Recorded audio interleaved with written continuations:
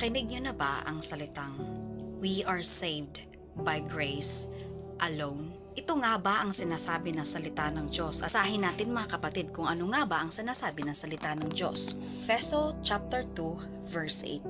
Ang sabi dito, sapagkat dahil sa kagandahang loob ng Diyos, kayo ay naligtas sa pamamagitan ng pananampalataya at ito'y kaloob ng Diyos at hindi mula sa inyong sarili. Kung iisipin ninyo mga kapatid, ang dalawang subject word na ginamit dito ay kagandahang loob ng Diyos at ang pangalawa ay pananampalataya. 'Di ba? So ibig sabihin, hindi lang ho tayo na ligtas dahil lang po sa kagandahang loob ng Diyos o yung tinatawag nilang grace alone. Dahil ang kagandahang loob ng Diyos na sinasabi riyan ay yung pagkaloob ni Jesus ng kanyang buhay sa krus upang bayaran ang ating mga kasalanan.